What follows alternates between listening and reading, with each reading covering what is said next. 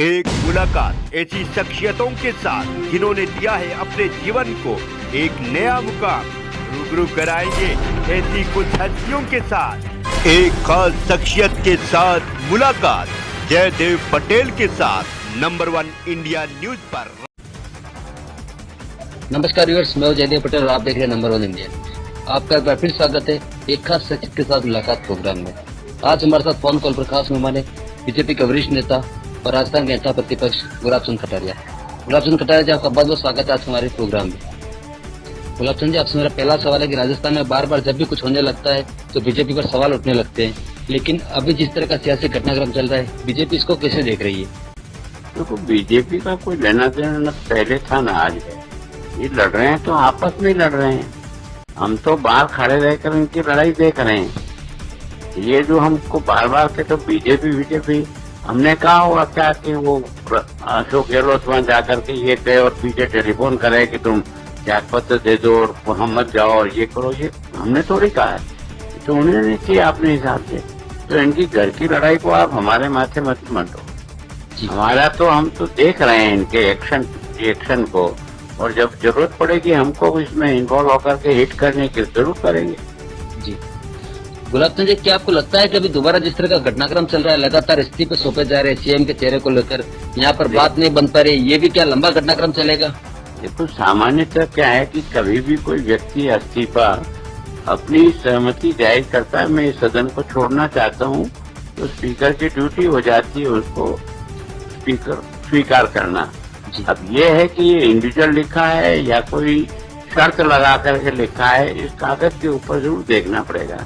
बाकी अगर जिन लोगों ने अपनी इच्छा जाहिर की और अकेले कागज पर की है और बिना किसी रीजन दिए किया, तो निश्चित रूप से उनका सबका स्वीकार होना चाहिए, ताकि स्वीकार होते ही, और वैसे भी आज की तारीख में जो सरकार है वो अल्पमत में आ गई है, ये तो जग जाहिर हो गया। तो अब इसके बारे में तो निश्चित राज्यपाल को बाकी लोगों को इसके बारे में सोचना चाहिए कि हाउस में वो विश्वास मत ले, सरकार के पास आज की तारीख में विश्वास मत नहीं है। जी गुलाब चंद जी, लेकिन सीएम तो कह रहे हैं कि एक लाइन का प्रस्ताव है वो सभी विधायकों को मानना होगा, जो आलाकमान ने फैसला किया है वो तो बात मनाने की कर रहे हैं कि सभी विधायक साथ आए, और दूसरी तरफ बयान ये भी आ रहा है कि बीजेपी के साथ ये विधायक थे, इन्होंने उस समय जब बगावत की थी, ऐसे में उन्हें सत्ता सौंपी जाए वो उन्हें मंजूर नहीं है। ऐसा है कि शांति धारीवाल को गुलाब चंद ने टेलीफोन नहीं किया होगा। जी, शांति धारीवाल को टेलीफोन किया होगा तो अशोक गहलोत नहीं किया होगा कि आपके यहाँ बुला करके इनसे त्याग पत्र लिखा और स्पीकर के जाके घर पे लेके आओ और गाड़ी में बिठा के ले जाओ, ये मैंने नहीं कहा। तो मैं सोचता हूँ झूठ बोलने की जाना है। वो क्या है कि ऊपर वालों को भी गुटफेट में रहना चाहते हैं और अपना पद भी नहीं छोड़ना चाहते हैं। वो ये चाहते हैं कि भले मैं दिल्ली चला जाऊंगा, लेकिन मैं जिसको चाहूंगा वही मुख्यमंत्री बनेगा, और आलाकमान शायद चाहता होगा कि पायलट को बनाया जाए, तो इसलिए आपस में टकरा रहे हैं। तो हम तो देख रहे हैं इनका नाटक क्या चलता है। जी गुलाब चंद जी, बीजेपी हर बार क्यों बीच में आ जाती है? क्यों बीजेपी पर हर बार खरीद फरोख्त के आरोप लगते हैं? अभी भी ये कहा जा रहा है कि बीजेपी की नजर इस पर टिकी हुई है, बीजेपी को इससे क्या फायदा? देखो, बीजेपी बीच में आती ही नहीं है, आप मीडिया वाले लाते हो। ये हमारे कहने से शुरू हुआ होगा, या मैंने कहा होगा, या मेरी पार्टी के किसी ने कहा था क्या? ये जो किसको बनाया किसको नहीं बनाया, माकन को मैंने थोड़ी भेजा, सोनिया गांधी ने भेजा होगा। तो ये तो क्या है कि आप लोगों का भी कोई तरीका रहता है कैसे माथे फूटे आपस में। बीजेपी का इससे कोई लेना देना नहीं, लेकिन बीजेपी प्रतिपक्ष के अंदर है तो इनका नाटक तो देखेंगे और जरूरत पड़ेगी तो हिट भी करेंगे। जी गुलाब चंद जी, आप लोग इंतजार कर रहे हैं, और ऐसे में अगर कांग्रेस पार्टी के कुछ विधायक पार्टी को छोड़कर बीजेपी में आते हैं तो ये बेहतर होगा। ऐसा है कि न तो हम इंतजार करते हैं न ऐसी कमजोर सरकारें प्रदेश को नुकसान करती है, और राजनीतिक लूट और प्रशासनिक तंत्र जो है ना बिल्कुल लंचफोज हो जाता है। राजस्थान ने 3 साल में इस सरकार की अस्थिरता के कारण से सारे के सारे डिपार्टमेंट में लूटखोरी का धंधा चल पड़ा है, जिसमें सारे के सारे लोग जनप्रतिनिधि से लेकर के सरकारी लवाजमा से इसमें लग गया है।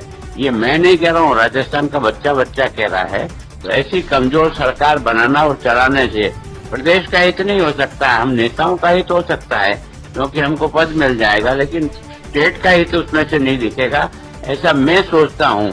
और मैं इसी तरह का व्यवहार करता हूँ। मैं न तो राज को कोई बहुत ज्यादा पसंद करता हूँ कि मुझे मिल जाए, तो काम करने वाले को राज मिले ना मिले उससे कोई फर्क नहीं पड़ता है, लूटखोरों को फर्क पड़ता है। जी गुलाब चंद जी, आपसे मेरा क्लोजिंग क्वेश्चन है कि क्या बीजेपी को अभी भी सचिन पायलट से सहानुभूति है और क्या बीजेपी के दरवाजे सचिन पायलट के लिए अभी भी खुले हैं?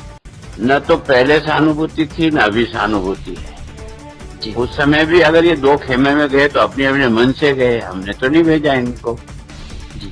तो ये सहानुभूति का सवाल नहीं है। लेकिन आखिर एक सत्तारूढ़ पार्टी टकराकर दो खेमों में बढ़ती है तो हम प्रतिपक्ष के अंदर रहते हैं तो इतना तो निगाह रखेंगे ना। जी गुलाब चंद जी, क्या बीजेपी फ्लोर टेस्ट की मांग कर सकता है? देखो निश्चित रूप से, क्योंकि आज की तारीख में बहुमत नहीं है, ये तो जग जाहिर हो रहा है। वेट करते हैं, थोड़ा बहुत और कुछ उठापटक सामने आए तो उसके बाद जब मांग की आवश्यकता होगी जरूर करेंगे। जी गुलाब चंद जी, आप